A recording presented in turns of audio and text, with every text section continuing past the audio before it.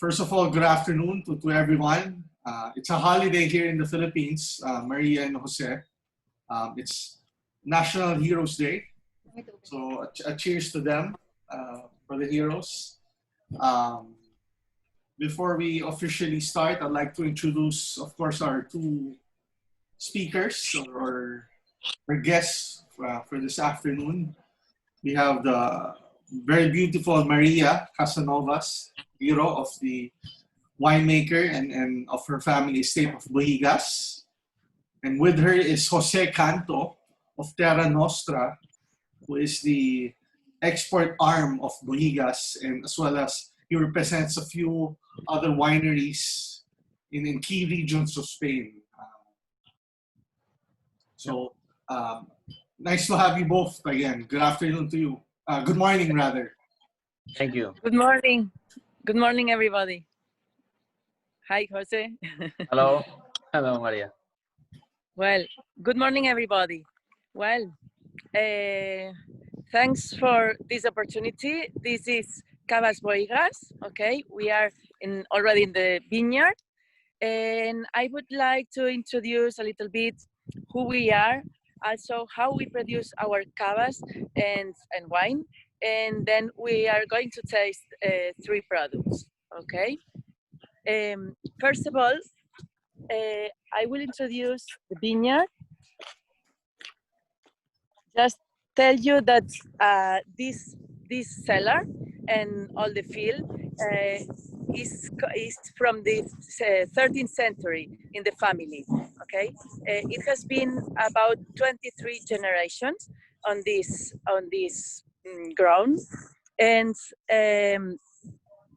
I am about the 23rd generation, and it has been passing through the years.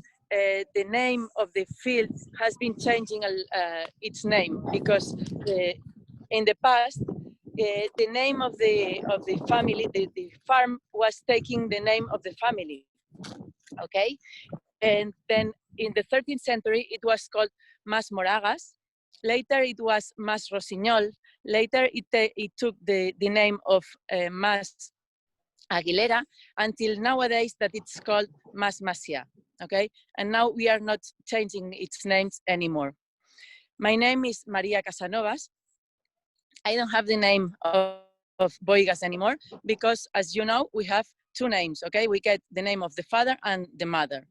My father is Casanovas Bohigas, and then I am Casanovas and Giro from my mother. Not Bohigas anymore, but I am part of the family. Okay. Well, I will explain to you a little bit the history while explaining also the products. First of all, here we have Parellada. Okay, it's growing. It is from right now, a little bit green. Okay, can you see it?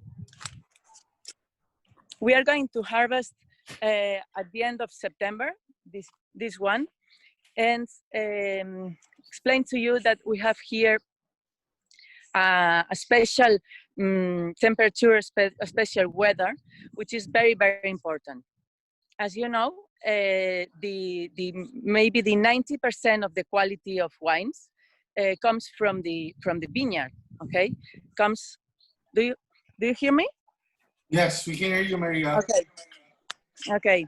The 90% of the quality comes from the vineyard, okay, and from the grapes. So the only thing we can do later is try to get all the aromas, all the quality, and until the end. But the 90% is coming from the vineyard. So we must take very, very care about the grapes and about the vineyard. Then as I was telling to you, the weather here is a bit special. We have very cold winter and very sunny and very warm summers. Okay, and also it helps a lot the acidity, and the acidity is very important for the cava and for the wines to keep the freshness and to keep the wine for in time, and to keep it very fresh and very vivaceous. And also the difference of temperature between night and day is very important. Here we have cold nights and very warm days. Do you see the vineyard right now, or? Yes, we can see the beautiful vineyard. We're so jealous of Okay, it. okay. So the difference of temperature between night and day is important because then the aromas take place and the expression of the aromas are higher. And this is the temperature and, well, the climate we have here is a little bit continental, okay? Well, so we have the basic varieties for cava, as you may know, are Macabeo, Xarel·lo, and Parellada. They are the indigenous varieties which grows in Catalonia. Also, Macabeo and Parellada, you can find it in the rest of Spain, but Xarel·lo grows basically in Catalonia. And we use it in our cavas as a 50%, because for us it's very important to have the indigenous varieties. Also, explain to you that we farm it as an organic, okay? So it has been for years, and nowadays we have also the certificate of organic. NOA is already, the product NOA, the Cava NOA, is already organic certificates, the product. The rest still not, but in a few time we will have it. Okay, well, we will pass now to the cellar. Do you have any question about the growing and the varieties? Maria, when it comes to harvesting, what among the three varieties of cava, what do you normally harvest earlier? Is it Macabeo, Parellada, Xarel·lo? We start with the Xarel·lo. Later we have the Macabeo. Xarel·lo starts in the beginning of September. Later we have Macabeo in just after the Xarel·lo, and then the Parellada is the last one. The Parellada it has a very long period for growing, and that's why also it's very fresh. And Maria, is your harvest period, did it change during climate change? Did you harvest earlier than the usual months of October or November, or was it always September for harvest? It has been mostly in September, but also we have, well, it has been maybe 10 years ago that, well, the red grapes, the red varieties, we harvested in the beginning of October. It has been changing a little bit. It's true that we are harvesting now earlier every time. So it's been a bit different since 10 years ago.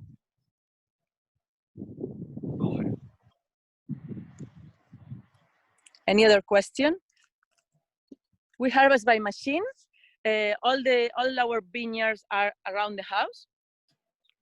And that way we can harvest and bring the grapes very, very quickly into the cellar.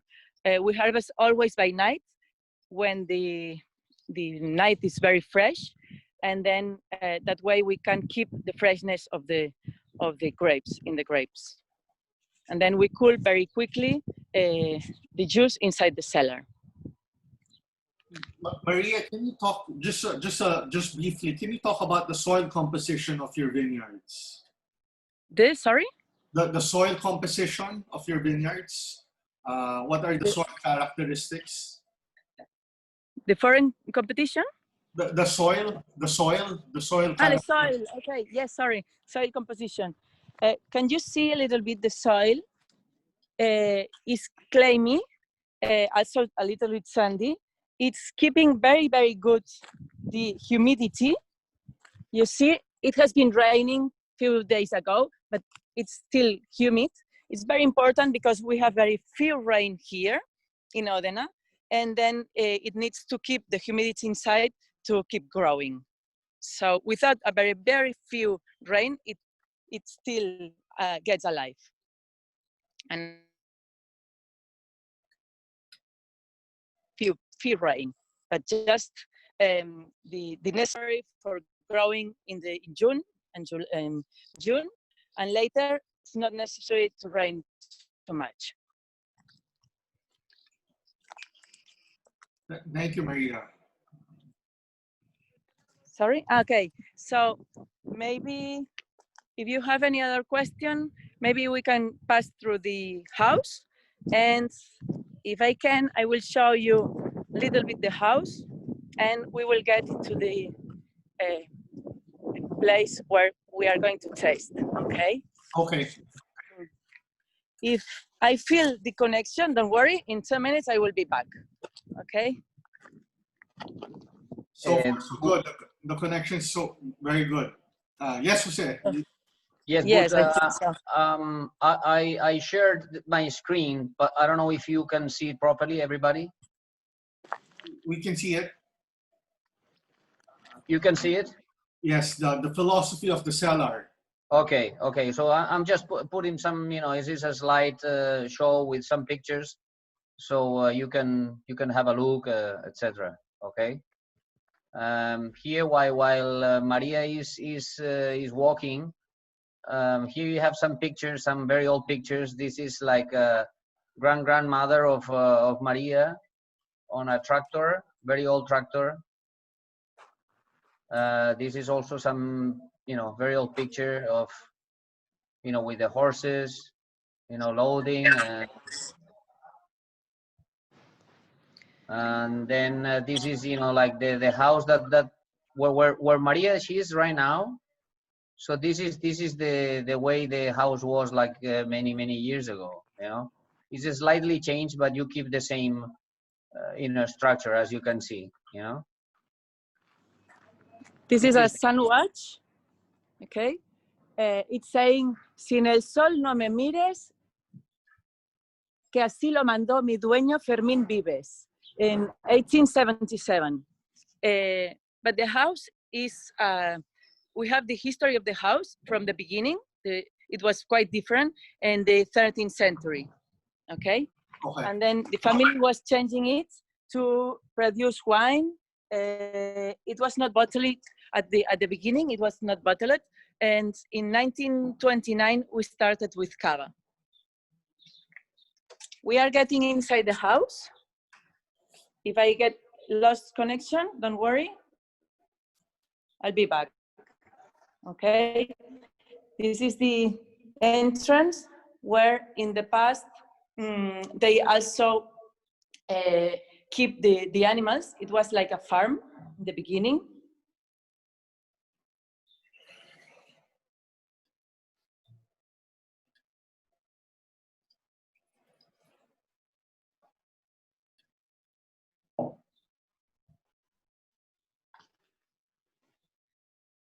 Some parts of the house.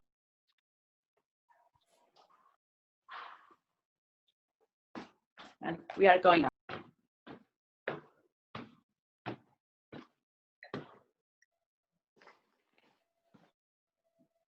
As you can see in this slide, this is the family tree of the family. As you can see here, in the 13th century, this is the name of the house at that time, right? It was Mas Moragas, as Maria told you, in 1290, and then it goes all the way down here where Maria is, okay. And yeah, the first cava was produced in 1929. Well, Jose, when did cava start in Spain? When did they get the denomination origin in Spain? Was it in the 80s, 18th century, earlier, I guess? Sorry? I don't know. I mean, maybe beginning of the 19th century, but Maria maybe knows better. When the cava production started, Maria? Yeah, in the 1929, it was made the cava cellar, okay, and our family introduced the first bottle inside. They started producing cava then, but until the end of it passed the Civil War, from 1936, more or less. Then until the war was finished, they couldn't sell the cava again. And then after the Civil War, the first Bohigas familiar, which was Josep Maria Bohigas, he started calling the cava Bohigas, and then he started selling it.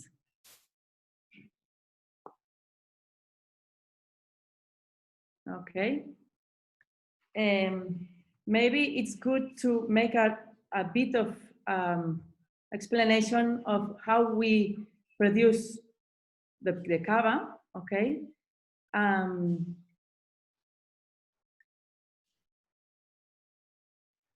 Maria, before we explain the step-by-step process of cava producing, can you just talk about when did you enter the family as a winemaker? What year was that? Did you study winemaking, or was it your father, Jordi, who taught you everything that you needed to learn? Perhaps you can just share a little bit of that information. Yeah, I has been involved in the vineyard and the grape and the wine process since I was very young, because we pass all the harvesting, sleeping in the cellar, because the harvesting was a very important moment. When I was young, it was all harvested by hand, and then it was a group of people, every year was the same, that was coming, and they were like a part of our family, and they were harvesting together, okay? And I was harvesting when I was 12, 13, harvesting just for some hours, okay? Not for working, but just for being involved. And also I was driving the tractor and anything. So since I was very young, I was involved in the process and the business. But then I started studying.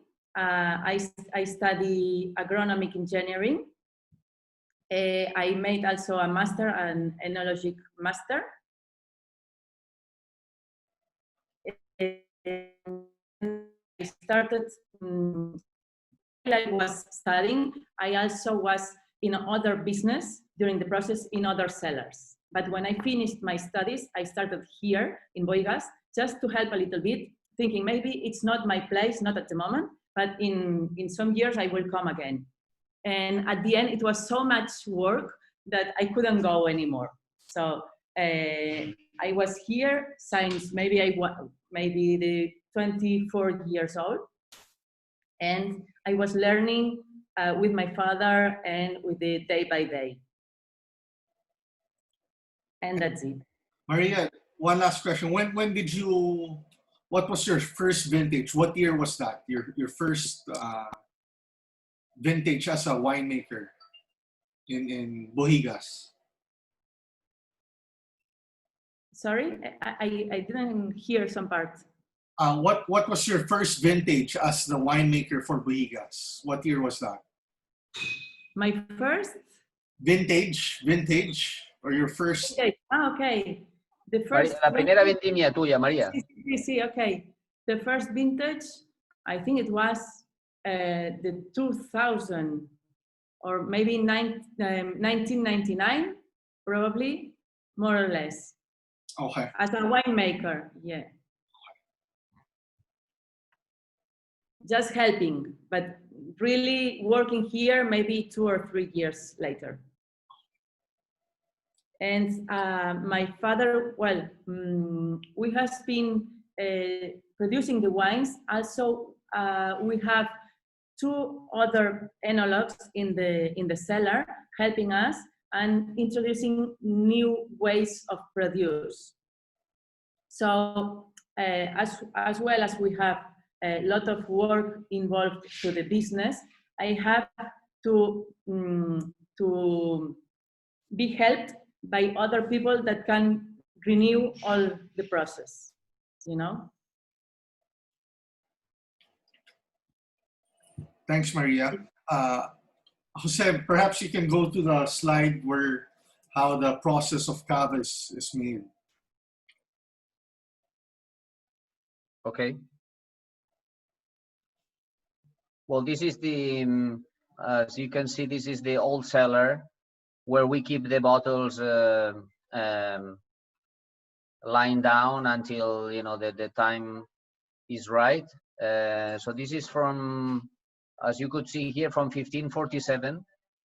So this is an underneath cellar that keeps the temperature all year round at around 14 degrees, between 12 and 14 degrees centigrade.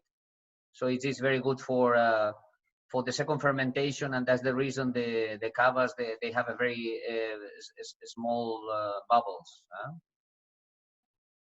Here's where we keep all the bottles, you know, with the traditional system by hand, you know.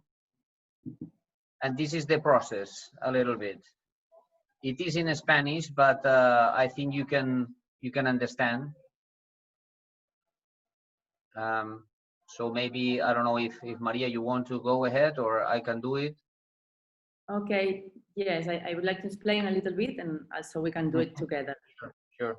So we start the process in the viña, as you see, Macabeo, Xarel·lo, Parellada. Cava. Also, we have Pinot Noir and other varieties to get new modern varieties. But we use Xarel·lo 50%, okay, in our Cava Bohigas fruit. Then when we harvest each variety separately.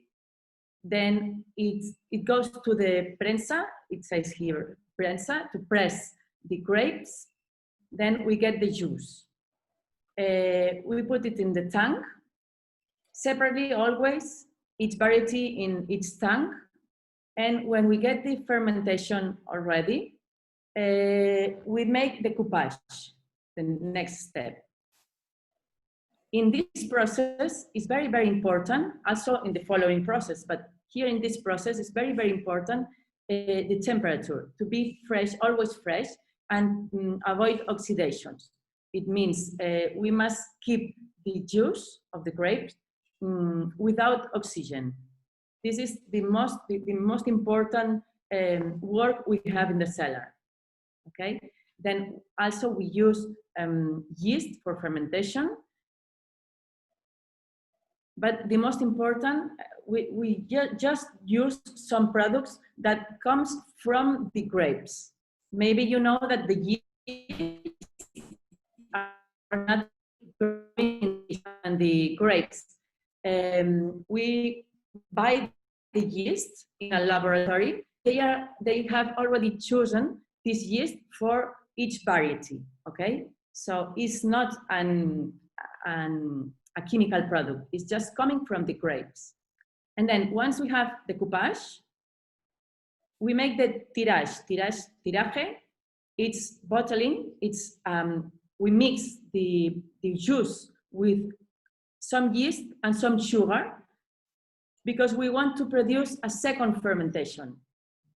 This is also very important because after this coupage, we have a wine that we could sell already, okay? But now what we want is to make a second fermentation. To make a second fermentation, we have to add yeast again and to add some sugar because in the wine we have non-sugar anymore. So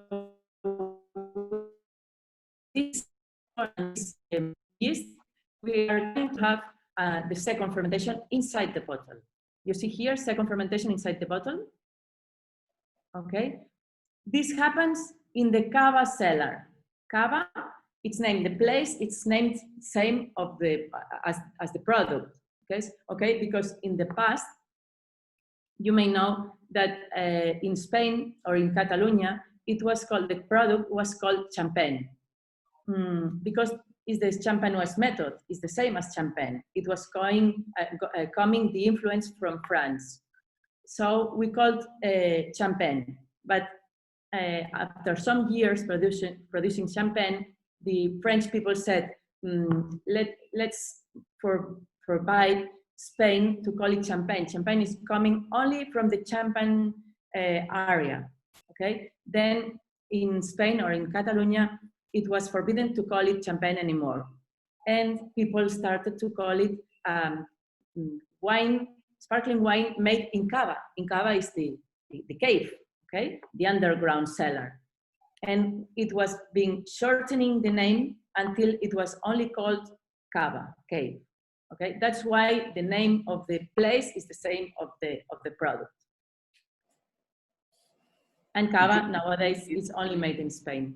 Maria, it's important, is like before you said we put the juice with the sugar and the yeast. No, it is the wine, okay? So the first, wine, sorry, it's first already fermented. We make a wine that it says here vino base, which is like base wine, which is a little bit like lower in alcohol, is more or less like 10 or 10.5% only.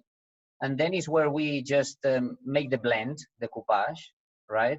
And then this tiraje or this tirage, this is the process of putting the first base wine with the sugar and the yeast, and then you close the bottle with a, I would say like a beer cap, you know, just and then so that when the sugar transforms the yeast into alcohol and carbonic gas, so the gas doesn't go out. And this happens here in the cellar, where it says like second fermentation.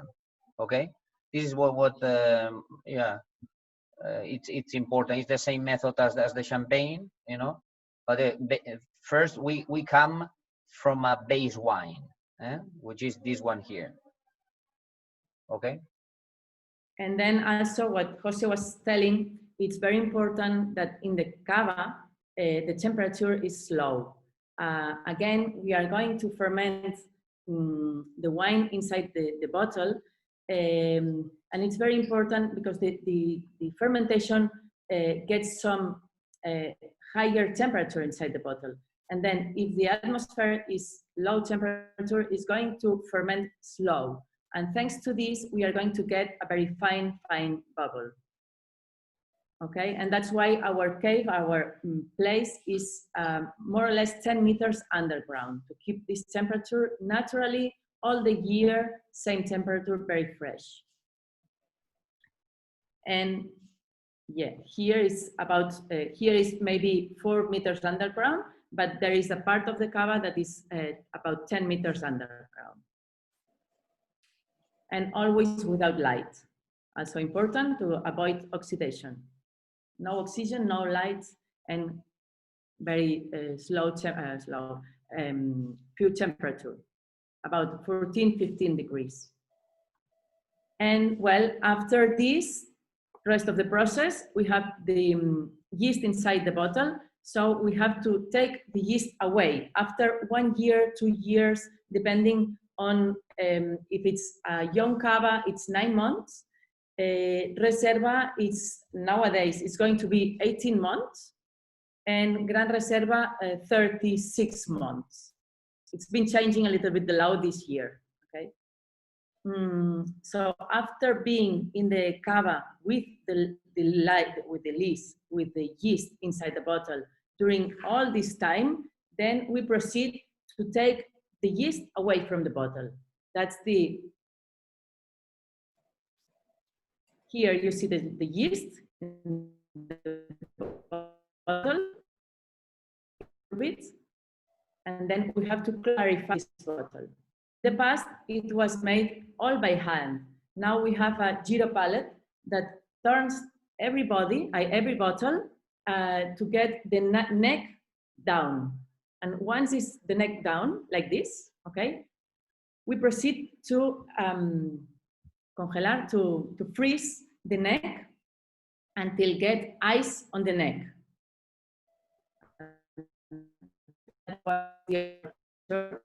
Once we have all the yeast on the neck and it is already frozen, we can proceed to take the cap away. And with the carbonic gas, it goes away and the rest of the wine is totally clarified. Yeah, this process is called degorge. So here you can see the huelle in Spanish. This is called degorge. So this is the operation of clearing the yeast and leaving the cava clean. So take off the dead yeast out, and then also you fill up the bottle up to 75 centiliters, and you adjust the sugar content according to the quality of the cava. If it's a Brut Nature, you don't add anything, it's just zero dosage. Then if it's Brut, you add a little bit, and if it's semi-sec or demi-sec, you add more, okay? And well, we finish the process, labeling while putting the cork and labeling. This is the cork. You see the shape of the cork is a bit different as the one you know, because at the beginning it's like this, and after passing some months on the bottle, it keeps, and thanks to the pressure, it keeps the typical shape as a fungi, okay? But at the beginning is like this.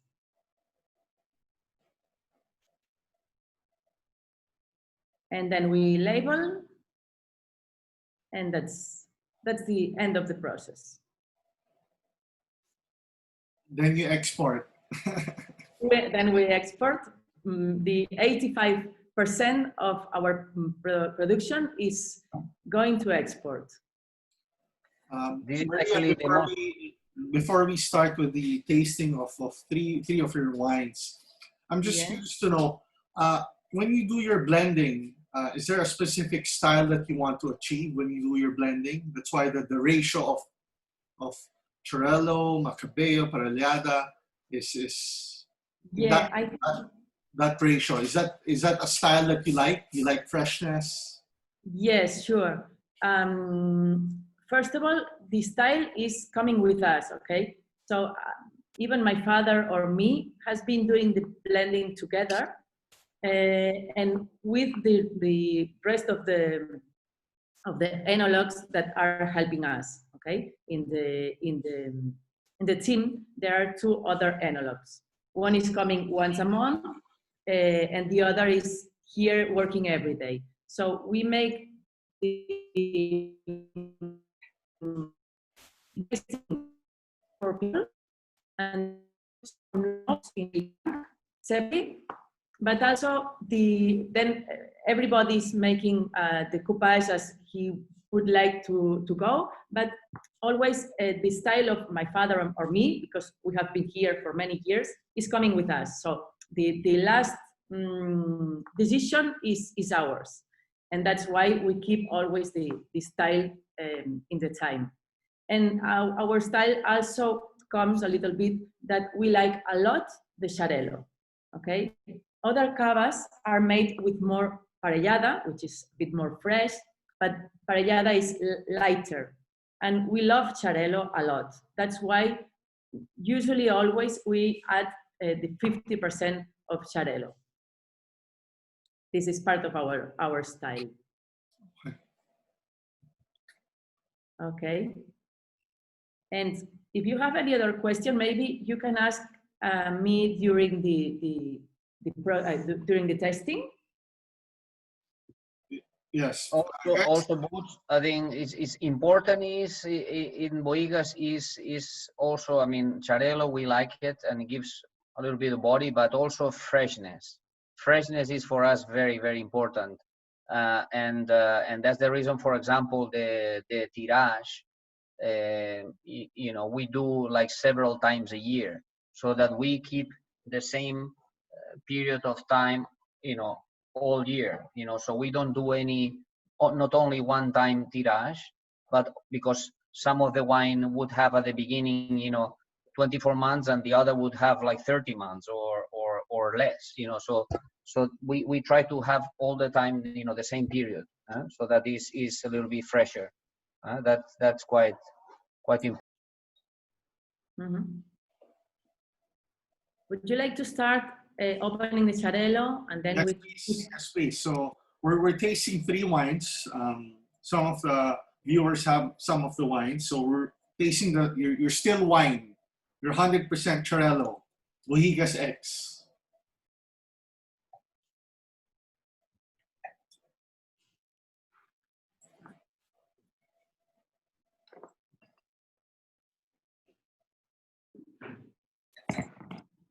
Okay. I'm going to open the Charello. We have the 29 vintage in the Philippines.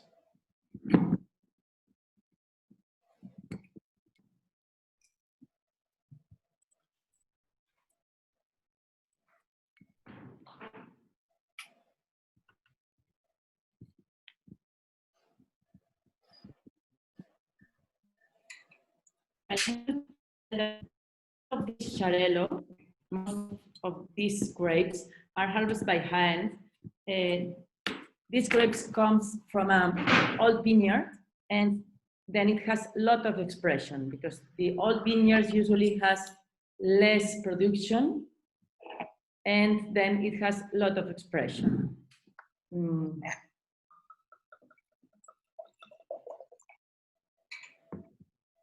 Maybe everybody has it already. Yes, we're drinking it now. You see, important the color, it's clear, it's light color, so it means it's not oxidated. And we start smelling. You will feel notes of fresh fruit, like white fruits, like pear, apple, very fresh fruit. The first aroma is really very expressive.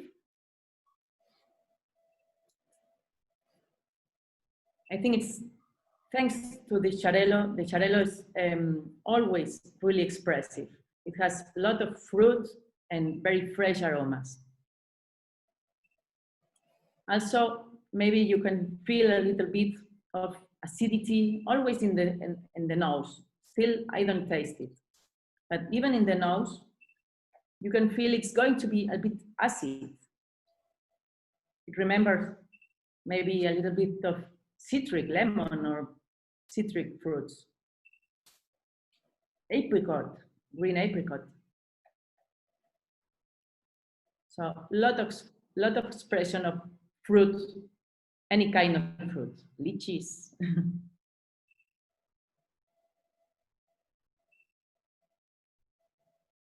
And if you taste it,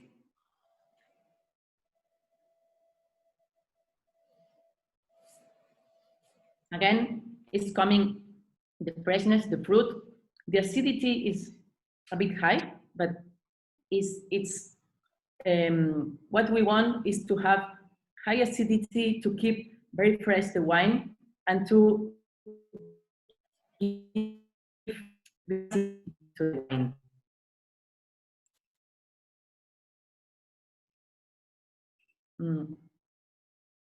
And Charello again has good body, so it's not like water. It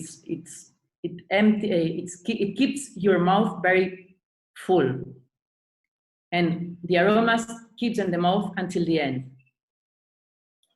So it can go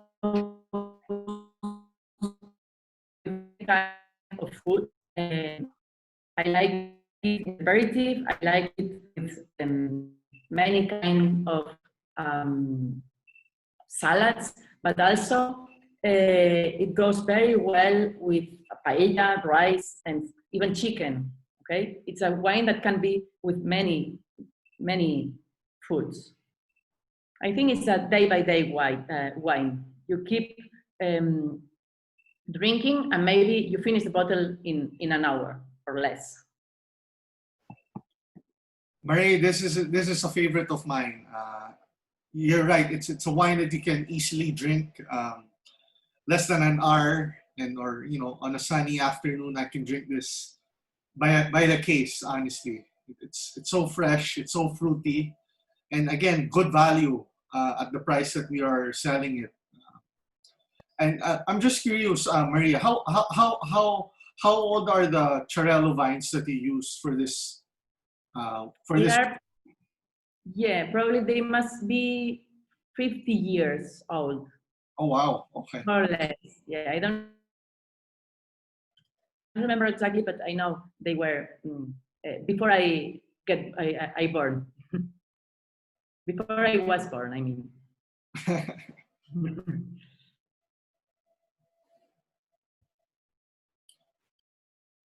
Yeah, it's a wine that you can drink also. Yeah, like as Maria was saying, you can drink it with a lot of food, but also on its own as an aperitif or just in the terrace, enjoying a nice evening or something.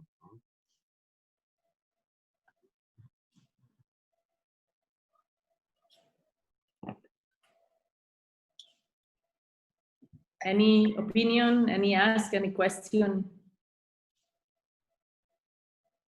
Again, remember that it's very important the climate. The Xarel·lo is coming from a part of our grapes that has this continental climate, and it helps the acidity. That's why it's so fresh and so vivacious. Maria, we have a question from Werner. He's asking the Bohigas X, what's the drinking window? Because it is meant to be drank rather young.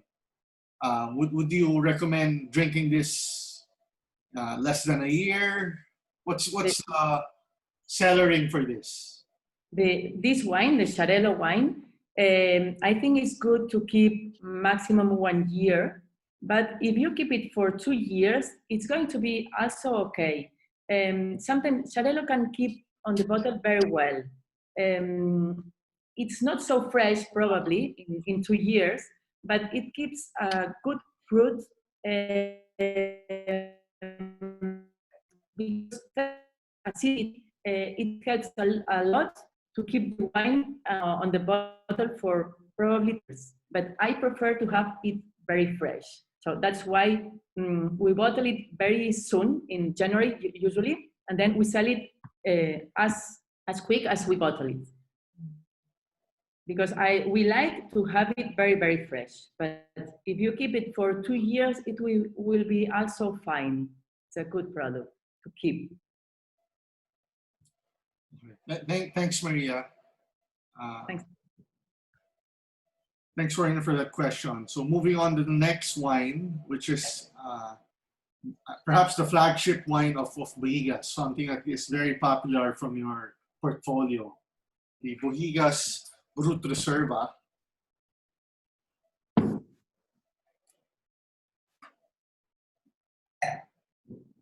Here we have.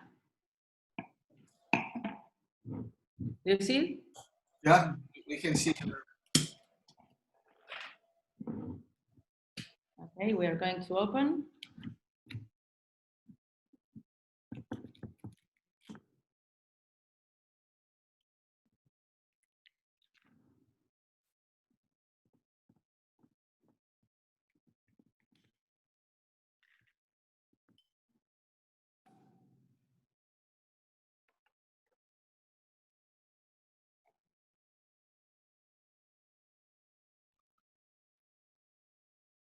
I always try when I put it on the glass, I always try not to lose the carbonic gas. So that's why I do it very slow. Okay. Well, again, we have here very clear wine. You see the bubbles in your glass also, fine bubbles. Sometimes it depends on the glass, but when you taste it, you are going also to feel the very fine bubbles.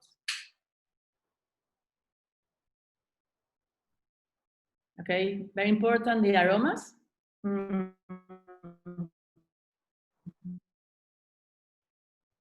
Remember that 50% is Xarel·lo, so you probably find some notes of the wine Xarel·lo, like fresh fruit, like apple and pear, but also you will note the let's see, the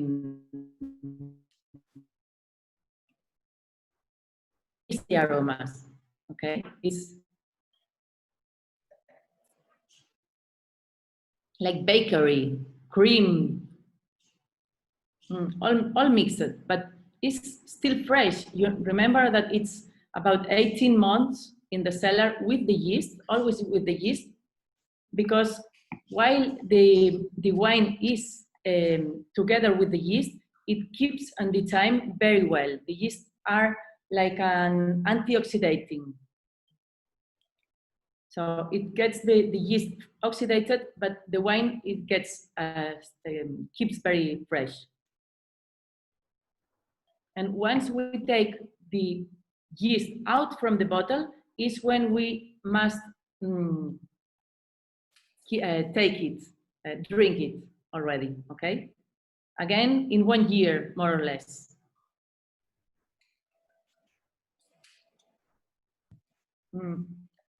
So, 3 important things for the bubbles is the temperature, as I has been repeating all the time, temperature of fermentation. The fermentation must proceed in a very slow process, and this is the temperature that keeps the yeast eating the sugar very slowly. If they have higher temperature, the yeast are getting better, and then they eat the sugar very quick, and then we will get thick bubbles. But if the yeast keep fresh, they are going to eat the sugar very slow, and that's why we get fine bubbles. And after temperature, it's very important for the bubbles, the aging. If you have a young cava, probably the bubbles are going to be thicker. The process of aging makes the carbonic gas get integrated on the wine. And the third thing, so the temperature, the aging, and the most important thing is the quality of the wine. If you have a bad quality wine, like water, the yeast are not going to produce good carbonic gas. And the carbonic gas is not going to get integrated in the wine. If you have good body, the carbonic is going to get integrated better. So these are the 3 things very important to get a very thin bubble. And that's important for the cava, I think. So it's sparkling wine. And well, also the balance between freshness of the fruit, to keep the fruit during the period of time, but also have good aromas of bakery and the fermentation aromas. So it must be a balance. If you have only fermentation aromas without fruit, well, I don't like so much, because then it's going to be too hard. I like always to keep the freshness. You get tired of the wine if you don't have the freshness of the fruit.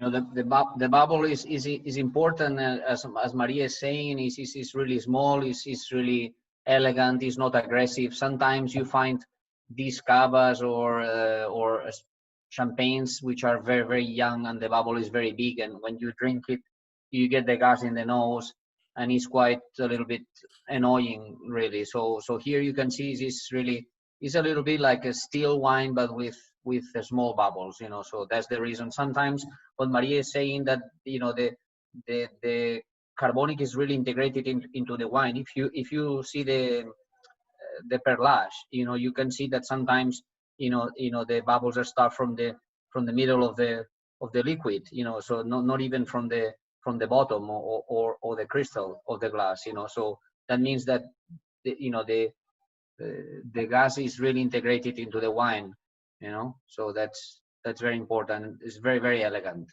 huh? And Maria, as you see here, it has, sorry? Maria, also the dosage is relatively low compared to the region. The dosage is very yeah, it's we are adding very few dosage of sugar. It's 6 grams. Usually, a brut is coming from 6 grams until, I think it's until 22, 25. So we are adding very few amount of sugar, because the only thing we want is to help a little bit the acidity. So acidity with sugar makes very stable tasting, and sometimes a brut nature without any sugar, it's too hard to drink, because the carbonic acid is also an acid. So sometimes a brut nature is a bit too acid for some people. So we just want to help this acidity, but a lot of amount of sugar hides the quality of the wine, and that's what we avoid. You know, for example, also in Champagne, so most of the brutes, they have more sugar, more residual sugar, because they have to balance a much higher acidity, which sometimes is not so pleasant. So that's the reason, you know, they have to use more red sugar in their champagnes. Maybe they have 15 grams or something. But in our case, so we are more south, you know, we don't need to use so much, and we like it a little bit more like drier. So 6 grams is, I think, is for the wine is perfect. It's really perfect. Really perfect. Thank you. Well, I think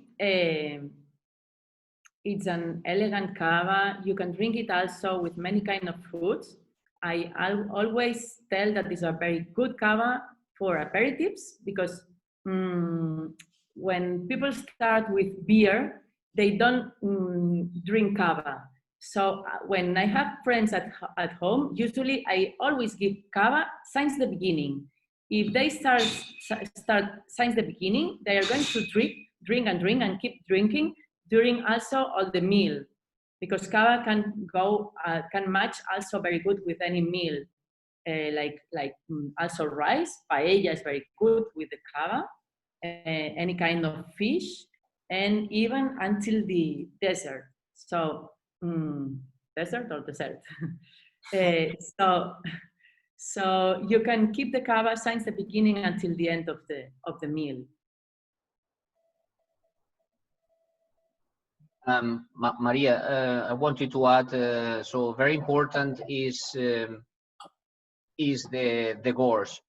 So we, as we said before, we want to have the cava fresh, and that's the reason we degorge the cava little by little, by small batches. So we don't degorge like everything, or we don't have almost no stock at our warehouse. So that's the reason. I mean, this is, as you can see, the cork here.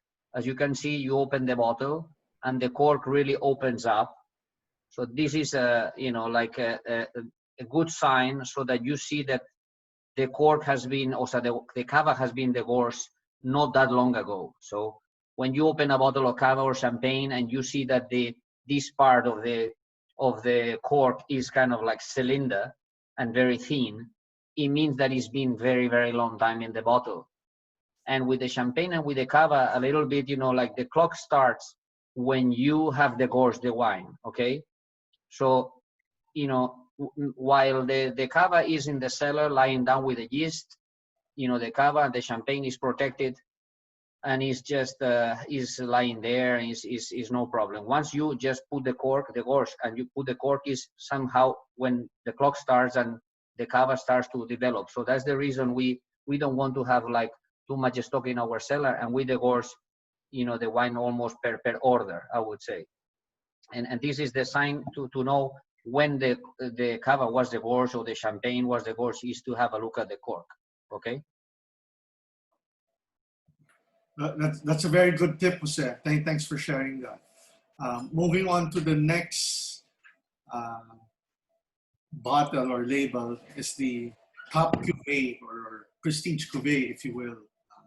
Noah.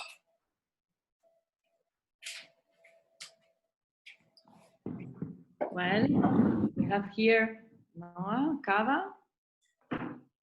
is a very special cava for us. It's called Noah, like my nephew, because she is the first of the last generation. I mean, is the first granddaughter of my father, and this is the last generation. She is now 16 years old. The girl, not the cava, okay? And then also it's very special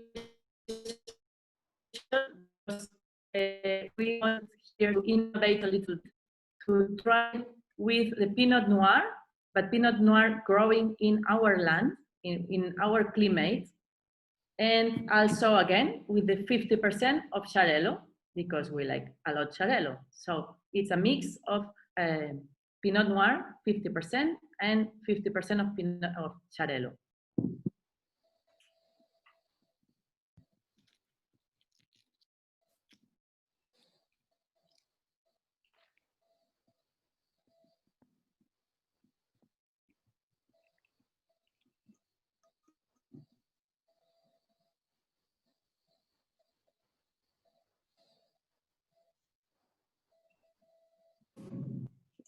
Jose, is this correct? This is zero dosage for a Brut Reserva. It is correct. This is here is no dosage, so the yeast eats or transforms the sugar and in the bottle, the second fermentation, and then we don't add any more sugar. So the cava is totally dry, and then we don't add anything. So this is Brut Nature. So this would be 0 grams. And is a reserva. This is something that we didn't say in the last cava.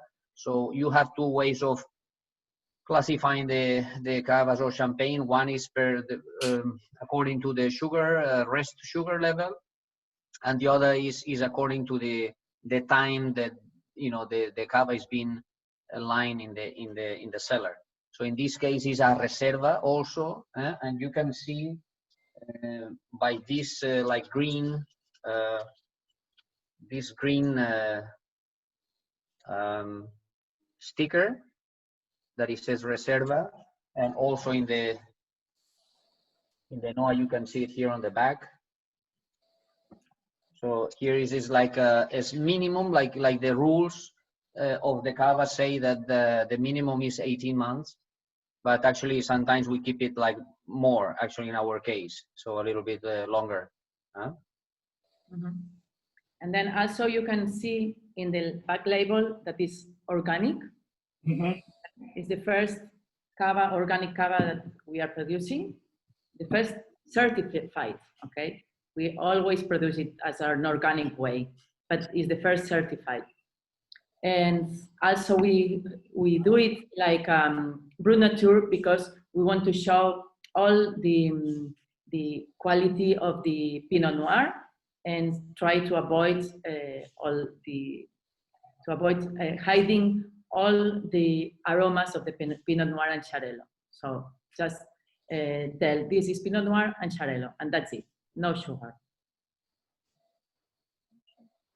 Also, is a vintage cava. So as is this 2017, as you can see on the back label. So is like a vintage, like cava, and which is like is the expression of the the other one is a non-vintage, but is also comes from a vintage year. But in this case, we just even put it on the label, and also the bottles are numbered. So each bottle has a number. Okay. You can see it in the front label. You see the color is a bit different of your bottle. Maria, we have a question here from Werner again. Is the Brut Reserva the same leasing aging as the NOA? Yes, basically it's the same vintage. It's Reserva are both of them, okay? And well, then if you smell it, you will note, I was telling the color is a bit different because remember that Pinot Noir is a red variety.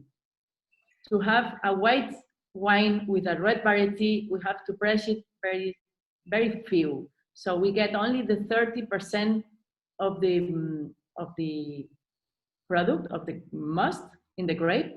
The juice is only the 30% of the production.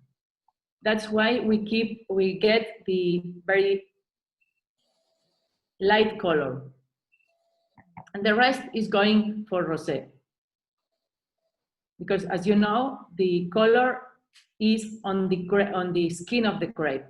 So if you just press a very fresh fruit with your hand, you're going to get usually a white liquid. But if the grape is not so fresh and you press it a lot, then you are going to get the red liquid. That is, this is the only secret to make a white wine with a red variety. Werner, as answering your question, the rules for Reserva Cava is not the same as for red wines.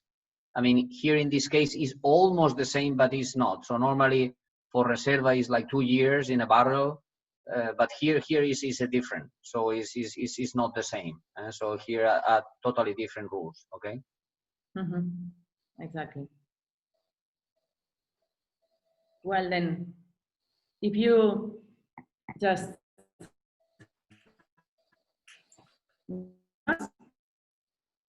it's like it was a little bit more aging. I think this is thanks to the Pinot Noir. Pinot Noir is very elegant. It gives a little bit of red fruit aromas.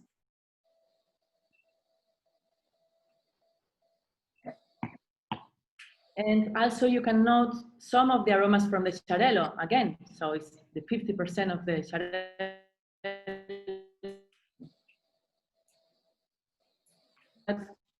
It remember a little bit pen. I don't like to compare because we have different varieties and our climate is so different, but the process is the same. So at the end, with a same variety and in the same process, probably you are going to note some of the aromas that remembers champagne. Also the fine bubble.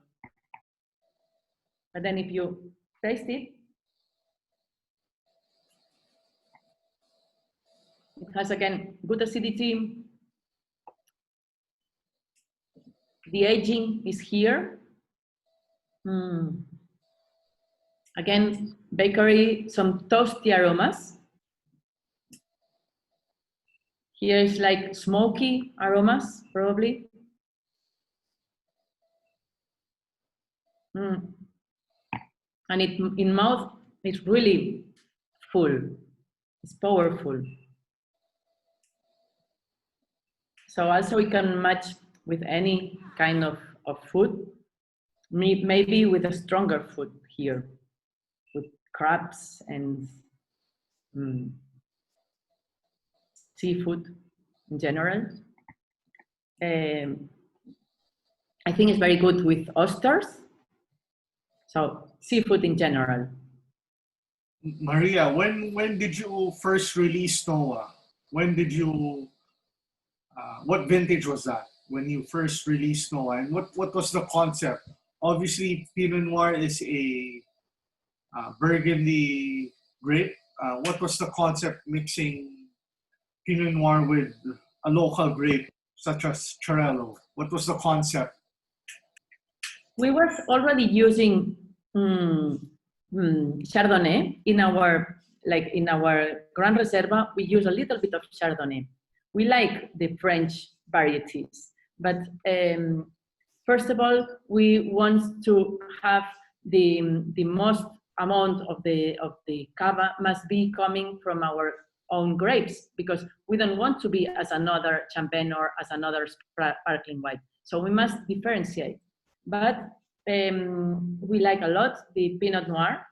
and we like a lot the Chardonnay. So we wanted to have some of our cava with Chardonnay or with Pinot Noir without forgetting our own varieties. We started to produce it about, I don't remember so much, but maybe 6 years ago, 6 or 7 years ago. The first time we proceed with the Pinot Noir, we couldn't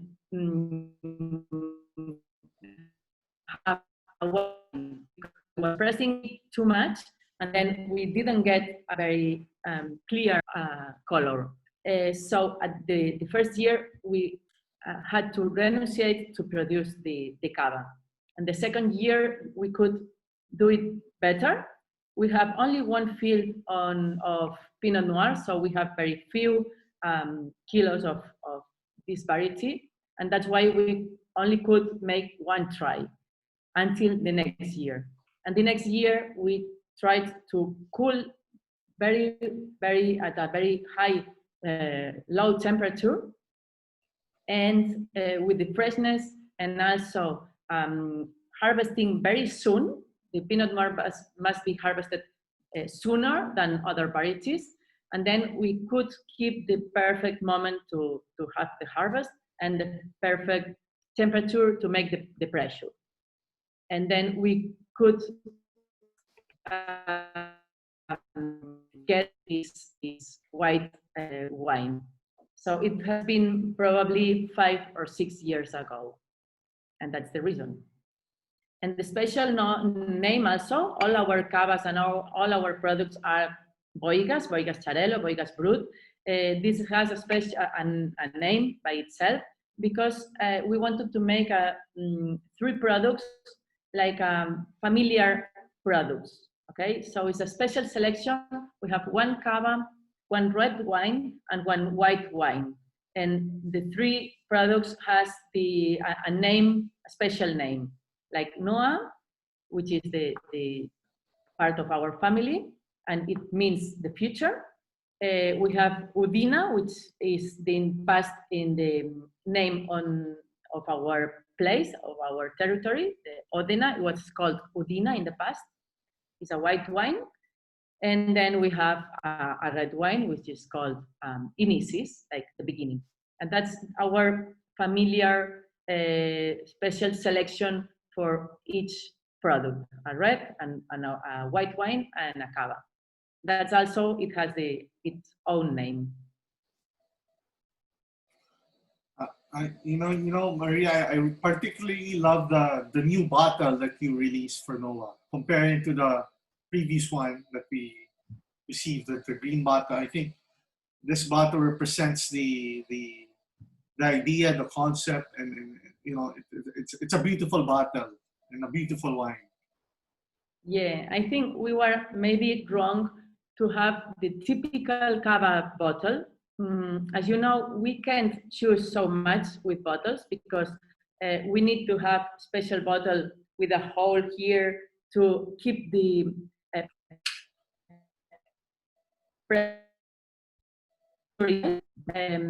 differently from the Prosecco.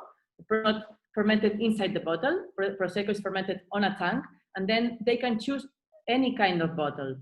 But we have less kind of bottle to choose because we have to make the fermentation inside the bottle. So it has to keep 7 atmosphere of pressure inside the bottle during fermentation. But when we started with Noah, we thought that maybe we could do it as French people, as a champagne, with a typical bottle of champagne. And that's why we started with the typical bottle. But in the time, people said, well, which one is higher quality or higher level, the Gran Reserva or the Noah? And I don't like to compare. It's 2 different products. But I think it showed that it didn't show the quality of the wine with a typical bottle. That's why we have also changed all the shape.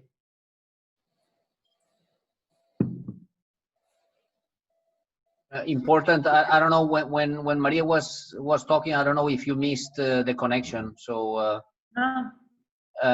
so we missed.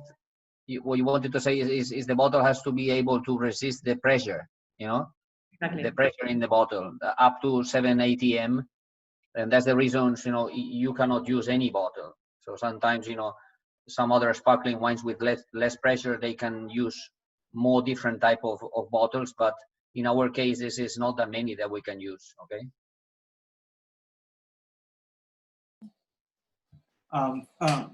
Thanks, Jose, for that addition. We're about close to our 1 hour session. Again, we like to keep it within 1 hour.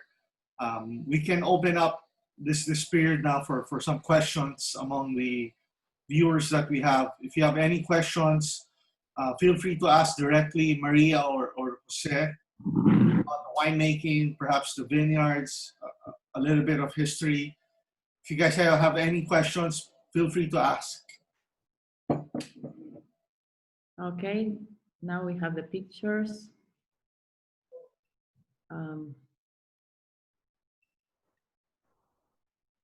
Since the beginning, here is Catalonia, Barcelona region.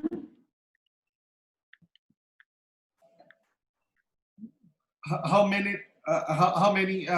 long is the drive from Barcelona to your estate? 40 minutes drive from the fast. That's 40-minute drive. That's very fast. Yes. Let's see. This is some old pictures. I can't pass through. I thought that. Maria, we have a question here. How many acres or hectares of vineyard do you have? Sorry. We have, with the 2 fields we have here in Odena and we have another in Penedès, we have about 90 hectares of vineyard. I think it's very important to have our own vineyards for our own production, because that way we can keep the quality of the grapes since the beginning. Okay. As I told before, it's the 90% of the quality comes from the vineyard. So it's good to manage our own vineyard.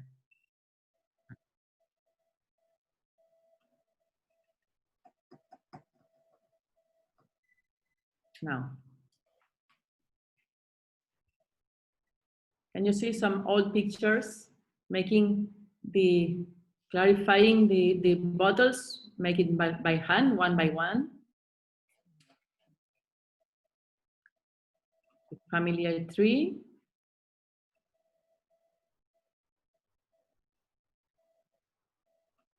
In winter, cold winters. We have a very bit of snow, but we have many times. Wow. Humidity. What's the temperature? Maria, what's the temperature during the night? What's the temperature during the night? During the night? Now in summer, we have about 14 degrees by the night, 14, 15 degrees. Today was fresher. Today it was 12 degrees. But during the day, in summertime, maybe we are at 35 degrees temperature.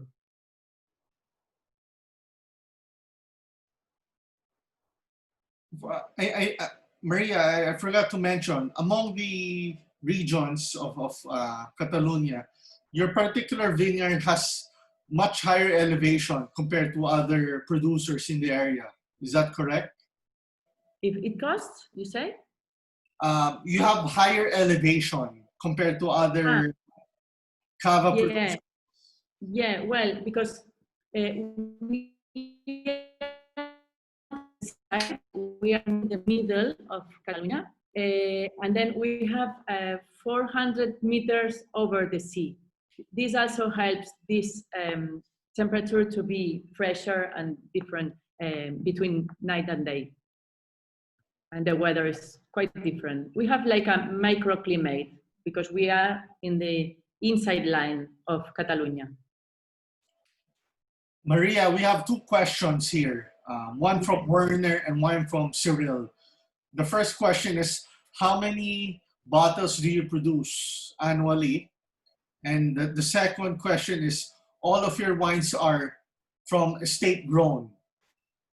Is that correct? Yes, we are producing 500,000 bottles of cava and 50,000 bottles of wine. So about 550 bottles in the at the end of the year. And it's all our production, yes, our own grapes. You see here the machine. These are the tanks where we ferment, always controlling temperature. And the cava. This is the year 1547, is the year that the cava was constructed. But at the beginning, they didn't have still cava bottles inside. They used it for wine production and to keep other products of food or whatever. And then in 1929 is when the second part of the cava was constructed.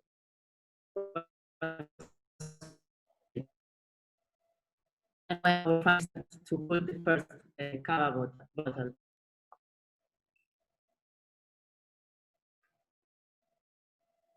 This is our rosé with the yeast. Maria, we have one last question before we end this winemaker session. Yes. This is from Cyril again. His question is, Champagne was hit hard during the COVID, during the pandemic. Obviously not able to sell the wine to some HoReCa accounts. But his question is, was it the same for Cava? It has been hard for a couple of months. March and April was terrible because everybody closed, all the restaurant was closed, and our basic client are the restaurants. We have also some shops, but basically we are selling on restaurants. So it was really hard in March and April, but thanks to the how has been making things, all the countries, every country was different. So it started to ask us for a bit,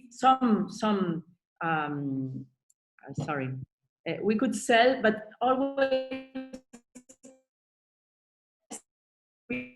another period of time.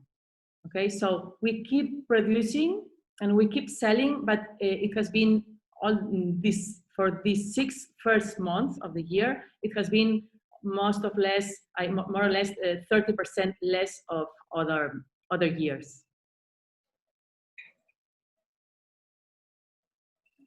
Well, in Spain, it's been actually harder because most of the sales are for restaurants, but in export it's been not so bad. Also, we have gone down in sales, but it hasn't been so bad because we have more customers that sell to retail wine shops, and so it has helped. So it's a bit better now, but since most of the countries kind of reopened, it was not absolutely closed down like we had in Spain, but still we are down in the numbers, but not as bad as we thought, so.